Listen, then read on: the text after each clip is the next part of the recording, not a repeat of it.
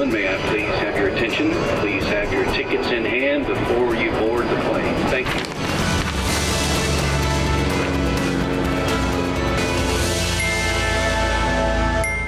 Hello and welcome. I'm Johan Castell and you're watching Wings. On the show today, we showcase the yoga capital of the world. How India and Cambodia improve tourism ties and cultural stories from around the world. Let's start. As the world celebrates International Day of Yoga, have you ever visited the yoga capital of the world, Rishikesh? If not, let us show you what the hype is all about.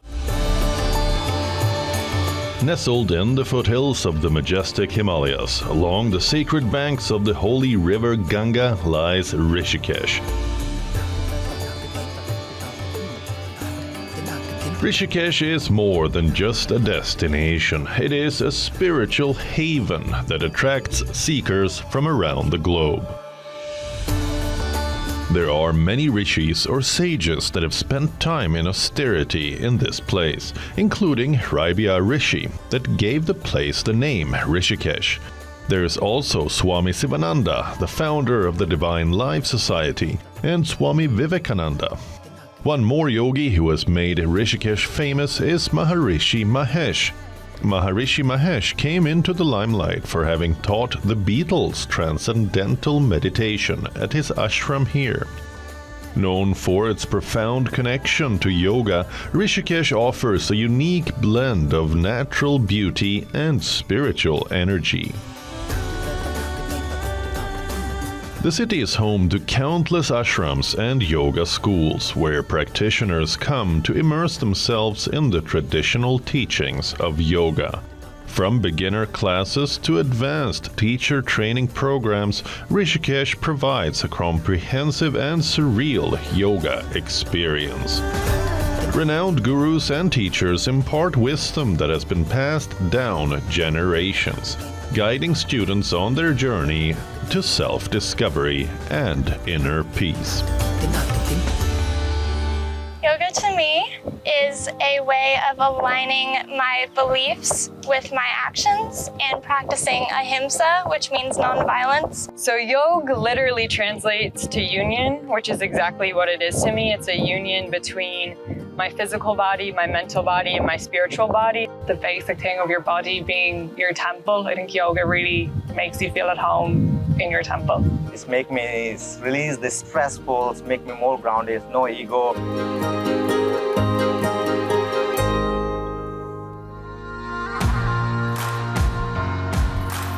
Yoga in Rishikesh is not just a practice, it's a way of life. The serene environment, combined with the city's deep-rooted spiritual heritage, creates an ideal setting for personal growth and transformation.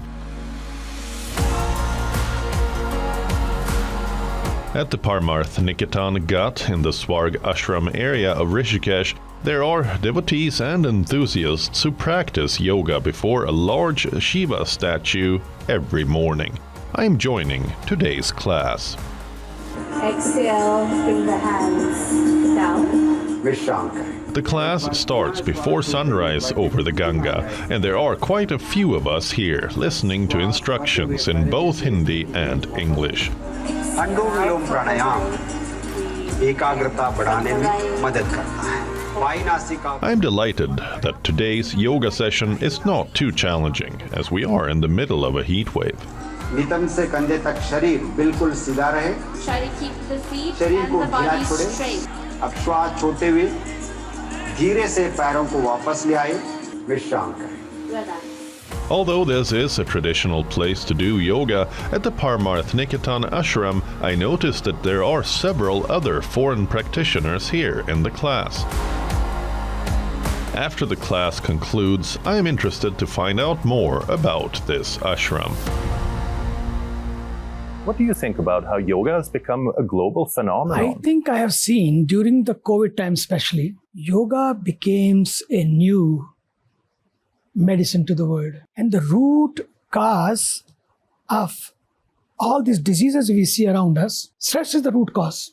And to me, yoga and meditation is the way. Meditation is the best medication for all agitations. Our rishis have found out, not today, thousands of years ago, whenever humanity will be feeling this stress, how to heal from that stress, from those challenges, they found this amazing way of living is yoga. The next thing I'm here to experience is the fire ceremony that takes place under the foliage of large trees in the ashram's courtyard. It doesn't take long before Swamiji and Sadhviji enter. This is the first time I participate in a ceremony like this, and I'm given a front row seat right next to the spiritual leaders of the ashram.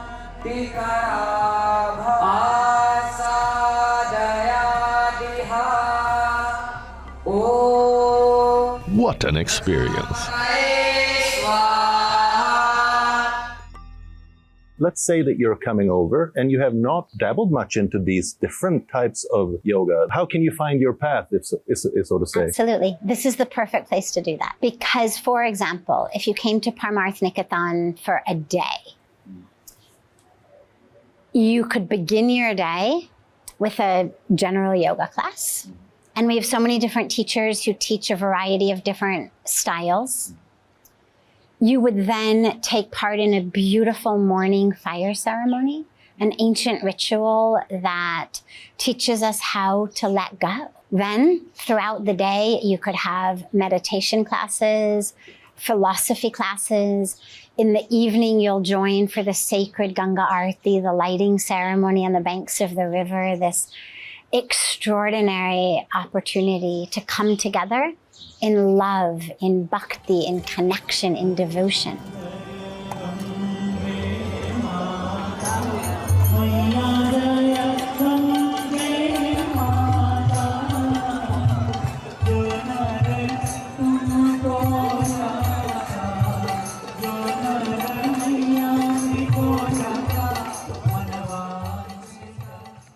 On a recent official event between the two countries, Cambodia and India declared 2024 as the Cambodia India Tourism Year.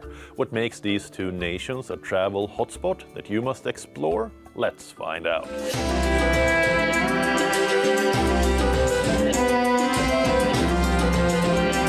Now, get set to travel directly from India's capital, New Delhi, to Cambodia's Phnom Penh.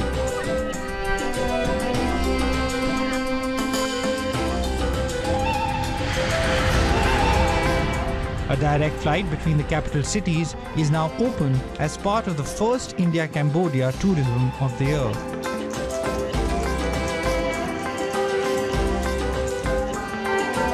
This is a crucial step towards boosting tourism in both the countries.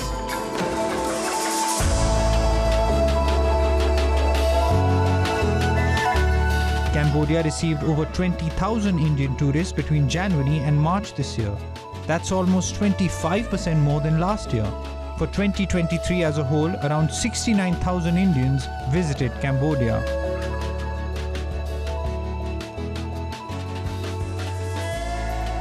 Both countries come with rich cultural backgrounds, and the connections go back to ancient times. Cambodia is home to the most iconic Angkor Wat, a Hindu-Buddhist temple complex and the largest religious monument in the world. Do you know Cambodia has a poetic adaptation of Ramayana called Reemker, which means glory of Ram. And here in Angkor Wat is where the traces of Ramayana tales are seen. Built in the 12th century by King Suryavarman II, the vast religious complex is steeped in history and legend. Sculpted scenes from the Ramayana and the Mahabharata adorn the temple walls. It's a bridge to the past and a famed example of cultural transfer. However, the Indian connect does not end here.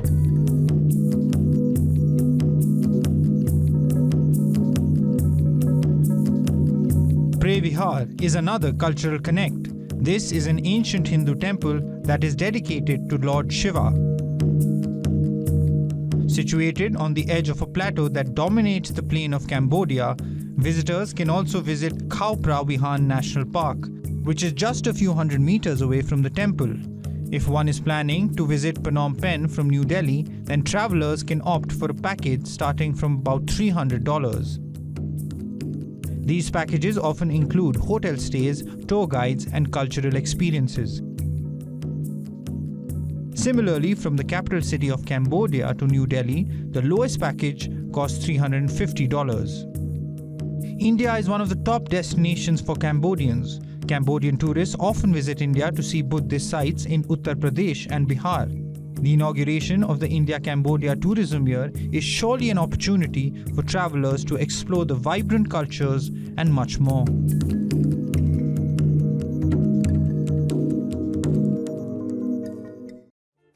From a light and drone concert in a Chinese desert to a football opera performance in Germany, take a look at some exciting cultural events from around the world.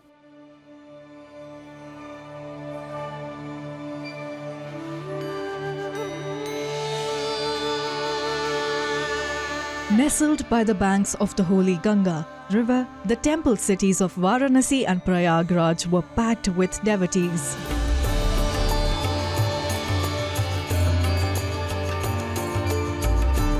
Thousands of devotees recently celebrated the Ganga Dashera festival here.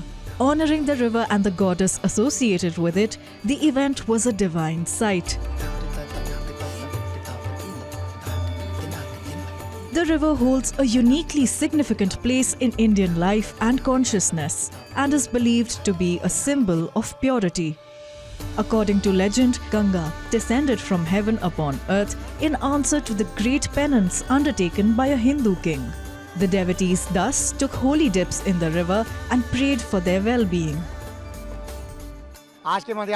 This day carries a lot of meaning and significance. Any devotee who takes a holy dip in the river, it is believed that the obstacles in their life will go away.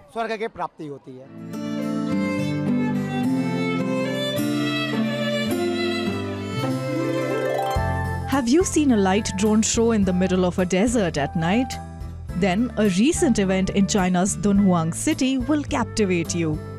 This is the Yueya Spring, a crescent-shaped lake surrounded by giant sand dunes. The popular scenic spot turned into a lively concert stage for a sea of visitors. Everyone swayed to the rhythm of the music, with their colorful glow sticks and cell phone flashlights filling the huge arena. An impressive drone and light show was a captivating feature. It created patterns featuring the lake, camels, and other distinctive symbols of the local culture.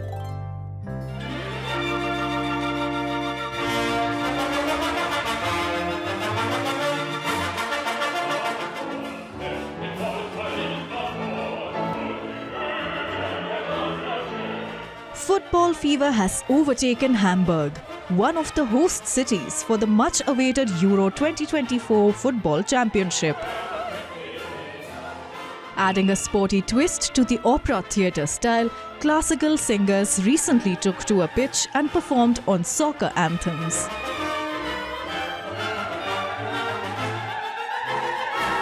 The special fusion of sports and music is titled Fußballoper or Football Opera. The work recreated a football pitch and the chaotic interactions between players, referee and ball, mixing fan chants with traditional arias and pop songs. I chose it for the combination really because I thought it's really a good way to attract people that maybe are not going to opera very much and maybe tend to go and watch more football. So I think for me it's and actually it's not only opera, right? It's only also classical pieces, also Queen. We heard some pieces from the 50s, I think, really tacky pieces that all really was put together really nicely. The performance was timed to 90 minutes, the duration of a standard football match, and was a special experience for football and opera lovers.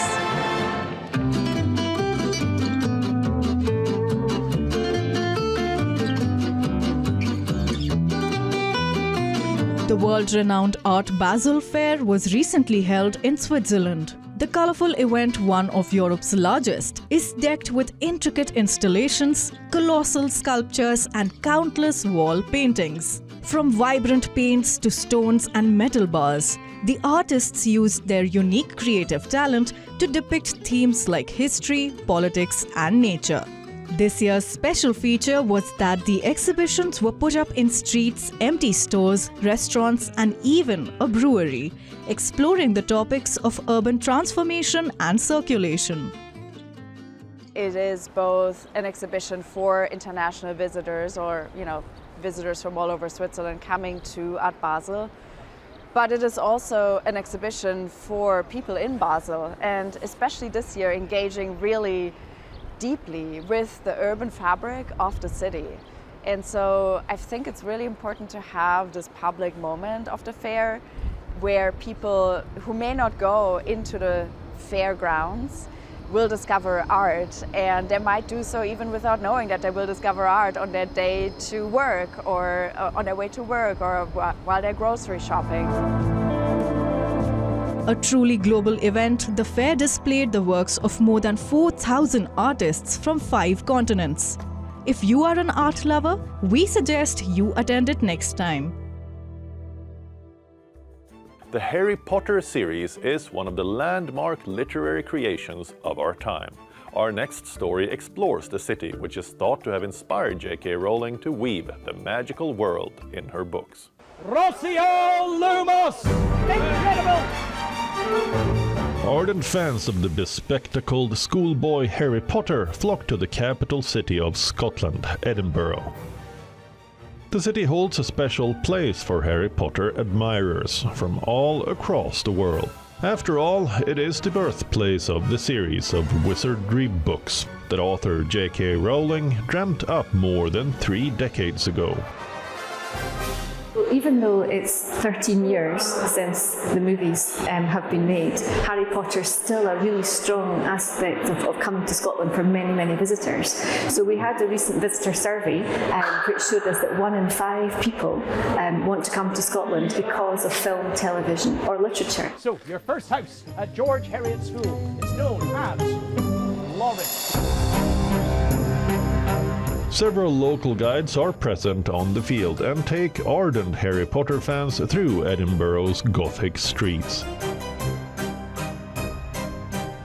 With a magic wand and the famous sorting hat from the film, some guides like Sam Thorne make the experience truly immersive. Victoria Street is the most original Diagon alley you can possibly find. He leads the tour group through the Greyfriars Kirkyard Cemetery. The gravestone names are thought to have inspired the names of many Harry Potter characters, like Tom Riddle, popular as the evil Lord Voldemort. Next, he takes the passionate witches and wizards to Victoria Street, which might have inspired Rowling to create the market named Diagon Alley in the film. Potterheads also get to visit the officially licensed Harry Potter shop here and buy interesting movie collectibles. I've been a fan of Harry Potter for a long time. My daughter and I used to read all the books together, and I love all the movies as well. So when I came here, I thought it'd be fantastic to do the tour.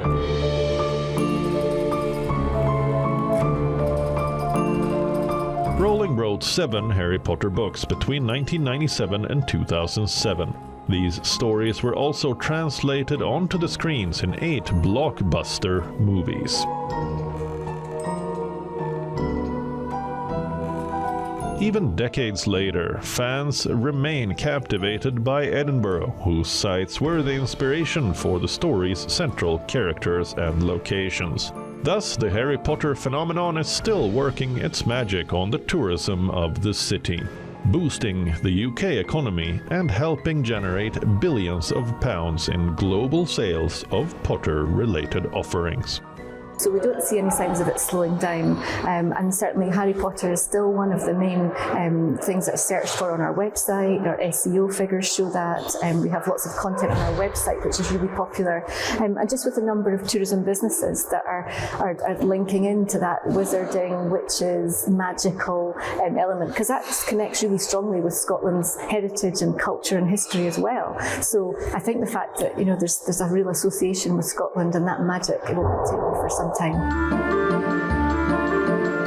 Transporting the so-called Potterheads to an enchanting, magical world, the best-selling franchise continues to generate huge sales and captivate tourists. That's all we have for you in this week's episode of Wings, but we'll return next weekend. Until then, it's me, Johan Castell, signing off, as we leave you with visuals of Eid al-Adha celebrations from around the world. Goodbye.